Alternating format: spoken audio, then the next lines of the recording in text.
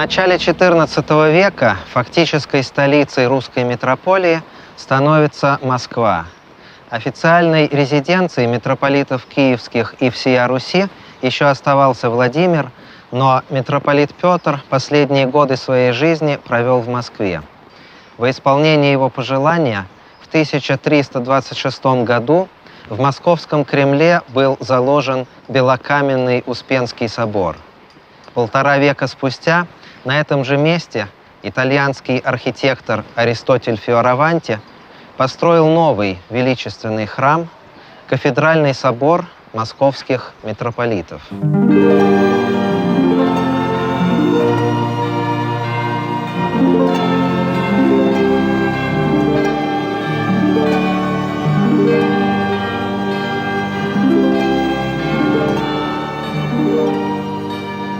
В годы княжения Ивана I Калиты произошло объединение русских земель вокруг Москвы.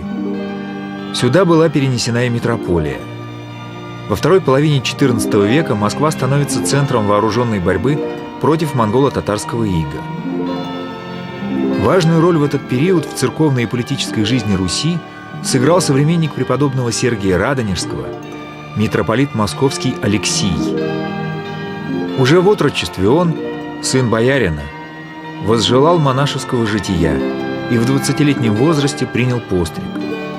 В 1354 году патриарх Константинопольский Филофей утвердил Алексия митрополитом всея Руси, хотя сделано это было в виде исключения. Существовало правило – на русскую митрополию назначали этнических греков. При князе московском Иване II святитель Алексий фактически руководил внешней политикой. Митрополит способствовал созданию союза русских княжеств для противостояния Золотой Орде, которая к тому времени существенно ослабла.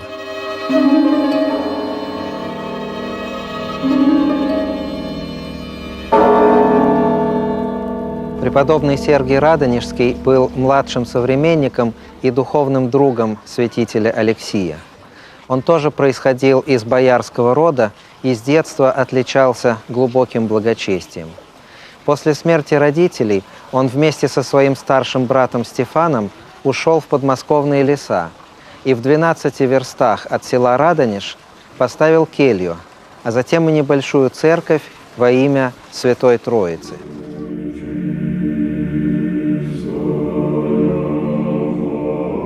Не выдержав суровых условий, Стефан оставил брата и перешел в московский Богоявленский монастырь.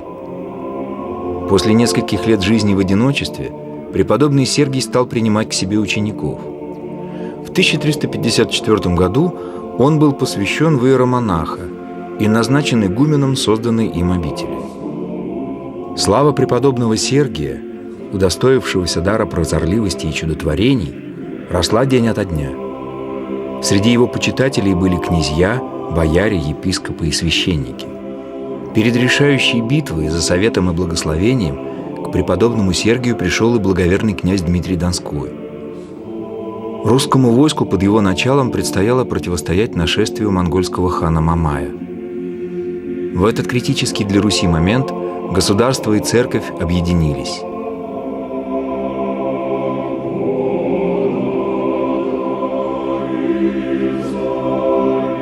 Преподобный Сергий благословил Дмитрия Донского, предсказал ему победу и дал в помощь двух иноков своей обители – схимонахов Андрея Ослябю и Александра Пересвета.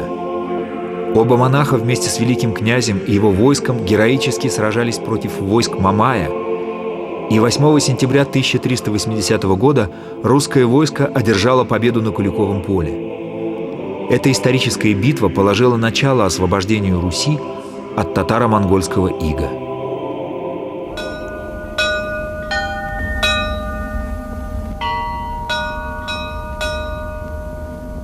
Почитание преподобного Сергия началось еще при его жизни и продолжилось после его кончины. Его стали называть игуменом земли русской. Основанный им монастырь быстро разросся и приобрел для Московской Руси такое же значение, какое имела лавра преподобных Антония и Феодосия Печерских для Киевской Руси.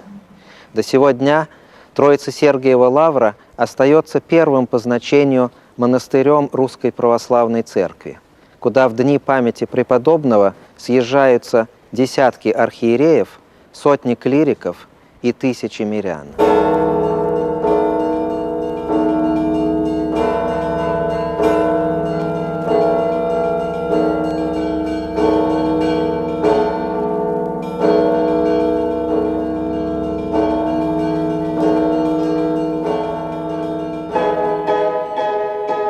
Новый период в жизни русской церкви начался при митрополите Ионе. После избрания на московскую митрополию он, будучи русским по происхождению, должен был ехать за утверждением в Константинополь. Однако сначала этому помешали политические обстоятельства, а потом Константинопольский патриархат заключил унию с латинянами. В этих условиях великий князь Василий II созывает собор для поставления митрополита всея Руси без согласия Константинополя. В результате в 1448 году Иона становится митрополитом. Тем самым фактически было положено начало автокефалии русской церкви. Последующие русские митрополиты назначались уже без одобрения Константинополя. Политическое могущество Руси продолжает укрепляться. В период с середины XV и до конца XVI века одно за другим присоединяются к Москве древние княжества: Ярославское, Ростовское, Новгородское, Тверское, Псковское, Рязанское. В 1472 году великий князь Иван III Васильевич вступает в брак с греческой царевной Софией Палеолог, что в глазах русских людей придает ему дополнительную легитимность в качестве православного самодержца, наследника византийских императоров.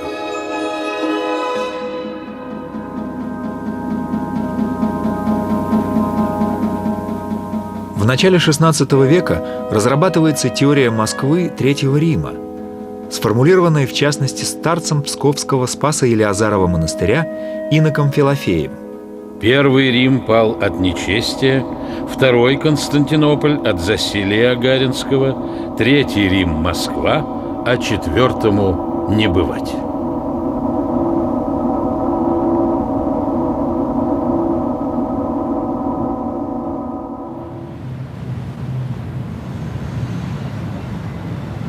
Середина XVI века в истории русской церкви ознаменовалась спорами между стяжателями и нестяжателями, сторонниками и противниками монастырского землевладения. К этому времени на Руси существовало множество монастырей, которые подразделялись на общежительные и особножительные. В общежительных монастырях акцент делался на аскетические подвиги, послушание, соборную молитву и благотворительность. В особножительных – на умное делание и удаление от мира.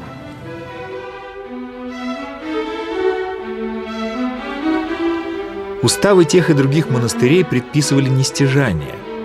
Однако и общежительные, и особножительные монастыри могли иметь во владении земли, села, крестьян и получать доходы. Собственниками земли были также епархии и приходы. Главным идеологом церковного землевладения в начале XVI века был преподобный Иосиф Волоцкий. Он считал, что владение землей и недвижимостью обеспечивает церкви независимость от светской власти и открывает возможность благотворительной деятельности.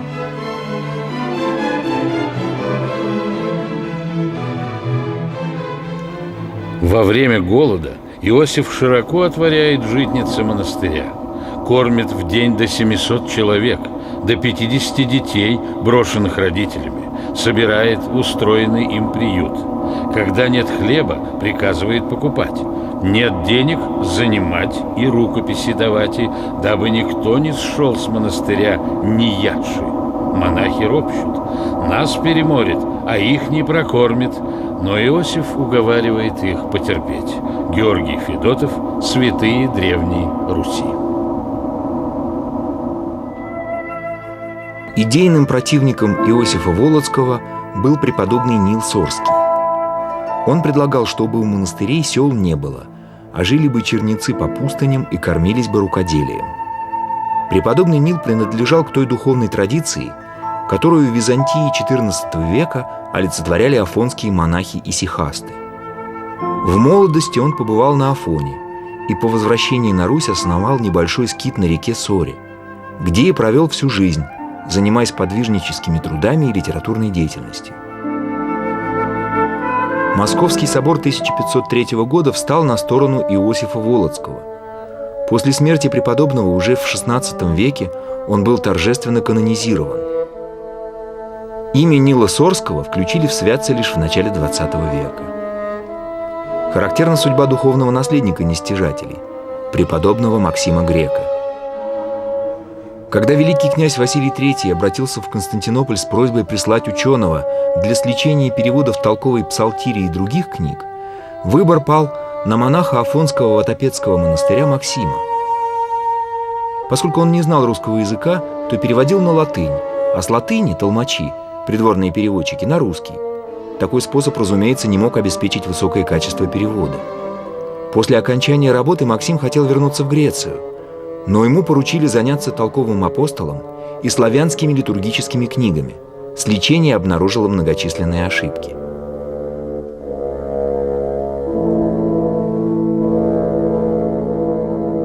Со временем Максим выучил русский и втянулся в спор между стяжателями и нестяжателями, решительно став на сторону последних.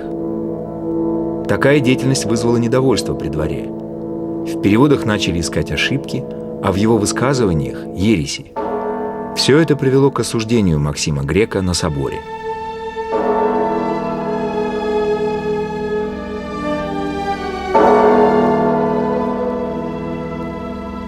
Максим просил отпустить его обратно в Ватопедский монастырь, но вместо этого был отлучен от причастия и сослан сначала в Иосифо-Волоцкий монастырь, главный оплот стяжателей, а потом в Тверской отрочь монастырь.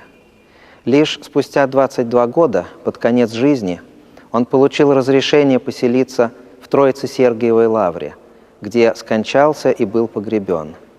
Здесь и поныне пребывают его святые мощи, обретенные уже в наше время, когда преподобный Максим был прославлен в лике святых.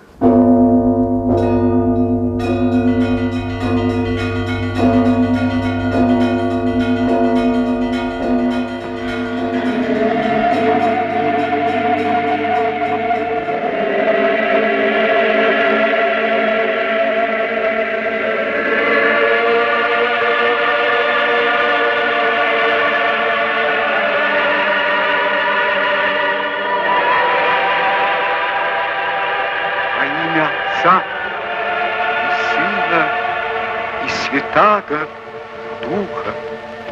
В 1547 году московский митрополит Макарий венчал на царство 16-летнего Ивана IV Васильевича, впоследствии прозванного Грозным. Первые годы правления великого князя были ознаменованы крупными военно-политическими успехами. В 1552 году взята Казань, через 4 года Астрахань, затем Полоцк. Народ сплотился вокруг царя, в котором видел искреннего защитника православной веры и гаранта государственной целостности. Однако вскоре после смерти митрополита Макария наступает резкий перелом в деятельности царя. Иван IV покинул Москву и поселился в Александровской Слободе, где создал некое подобие монастыря во главе с самим собой. В начале 1565 года царь учредил опричнину.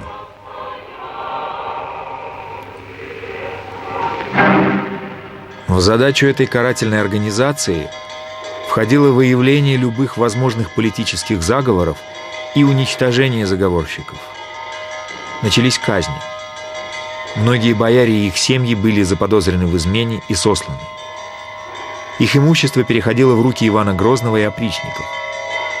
Внешним отличием царевых опричников служили собачья голова и метла, прикрепленные к седлу, и означавшие, что они грызут и метут изменников.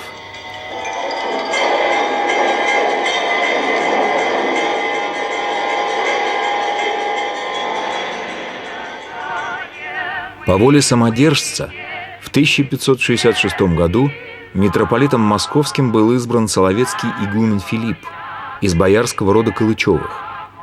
Сначала наедине с царем, а потом и публично святитель Филипп начал высказывать свое несогласие с разделением страны на опричнину, царских бояр, и земщину, всех прочих бояр с их дворами. Митрополит протестовал против жестокостей Ивана Грозного.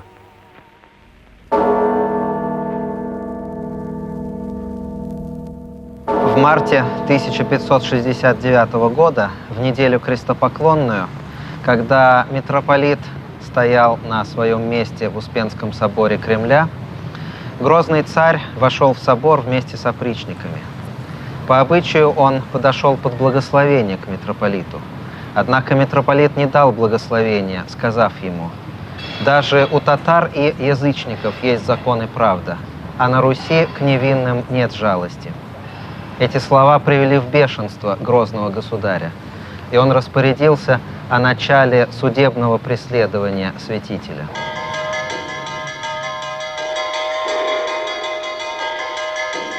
Осенью 1569 года, во время совершения святителем божественной литургии, в Успенский собор ворвались опричники. Был зачитан обвинительный приговор. С митрополита сорвали облачение и на дровнях вывезли из Кремля. Святитель был заточен в Тверской отрочь-монастырь, а род Калычевых подвергнут пыткам и казням. В декабре по личному распоряжению Грозного Малюта Скуратов задушил святителя Филиппа. Впоследствии митрополит был причислен к лику святых, а его мощи положены в Успенском соборе Кремля. Грозного царя сменил на русском престоле Федор Иоаннович, отличавшийся слабостью здоровья, кротостью и набожностью. В его правлении произошло историческое для русской церкви событие – учреждение патриаршества. Первым московским патриархом стал святитель Иов. В 1590 году церковный собор в Константинополе утвердил русское патриаршество и определил патриарху Московскому 5-е место в диптихах после Константинопольского, Александрийского, Антиохийского и Иерусалимского. Во время патриаршества святого Иова пресеклась правящая династия Рюриковичей. В Угличе был убит царевич Дмитрий, а через несколько лет умер царь Федор Иоаннович. Трон перешел к боярину Борису Годунову.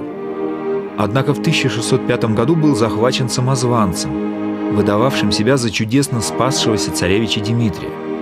Начавшаяся смута продолжалась в течение нескольких лет, и в 1609 году в Россию вошли войска польского короля Сигизмунда III.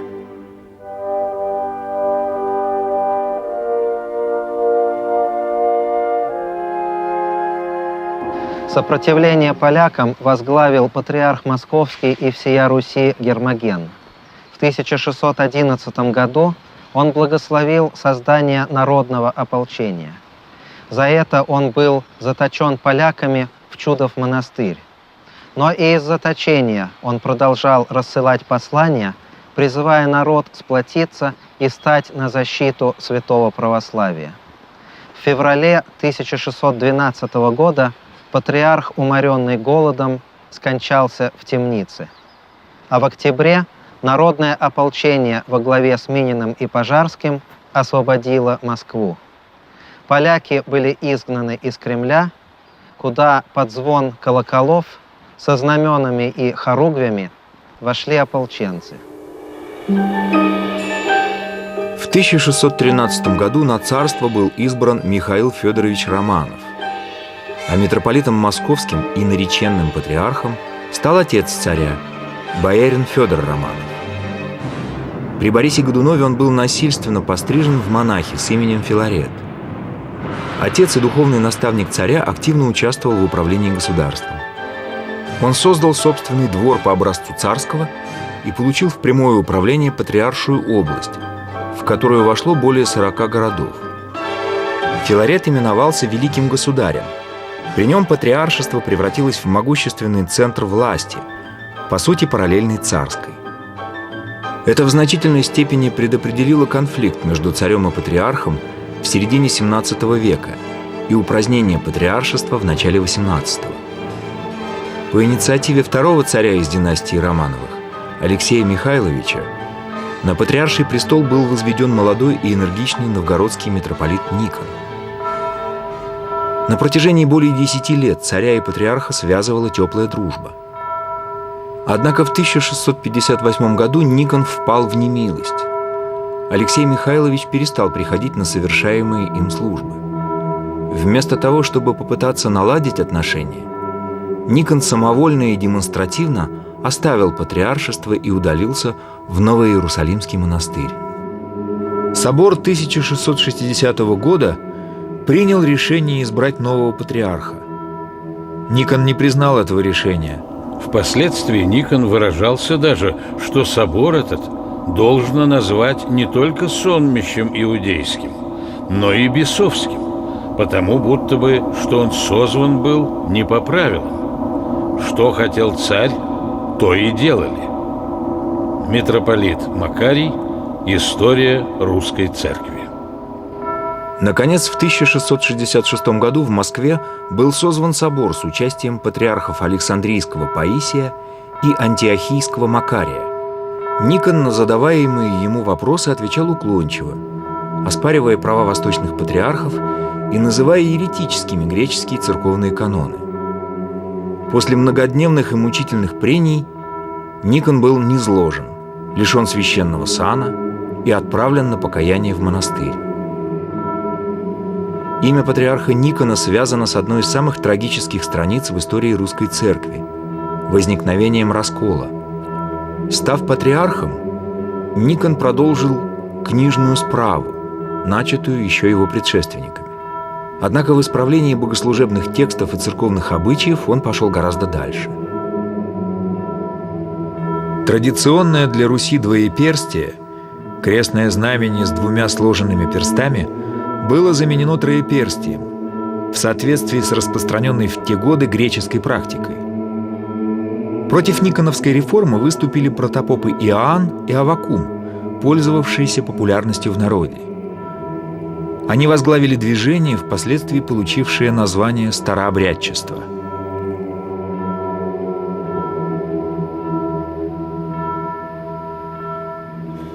Церковный раскол не прекратился и после ухода Никона с патриаршества, и даже после его низложения, поскольку Большой Московский собор 1667 года одобрил проведенную Никоном реформу. Одним из оплотов старообрядчества на некоторое время стал Соловецкий монастырь. Еще в 1658 году его настоятель архимандрит Илия устроил в монастыре собор, который отверг новопечатные книги. В 1667 году Алексей Михайлович послал на Соловки войска для усмирения бунта. Осада монастыря длилась 8 лет и вошла в историю старообрядчества как соловецкое стояние. В ходе осады большинство иноков погибло от голода и болезней. Оставшиеся были истреблены. Вскоре после победы над раскольниками царь Алексей Михайлович скончался, и старообрядцы увидели в этом кару Божию. С этого времени старообрядцы встали в оппозицию государственной власти, подвергавшей их жестоким гонениям. Протопоп Аввакум вместе с другими лидерами сопротивления никонианству в 1681 году был заживо сожжен в огромном деревянном срубе. Старообрядцы ответили на эту казнь массовыми самосожжениями. В XVIII-XIX веках старообрядчество распространилось по всей России и вышло за ее пределы. Старообрядчество распалось на множество толков, из которых основными являются поповцы и беспоповцы. Первые имеют иерархию и священство, вторые не имеют. В 1971 году Поместный собор Русской Православной Церкви отменил клятвы на старые обряды, подчеркнув, что спасительному значению обрядов не противоречит многообразие их внешнего выражения. Печальное разделение, однако, сохраняется до сего дня.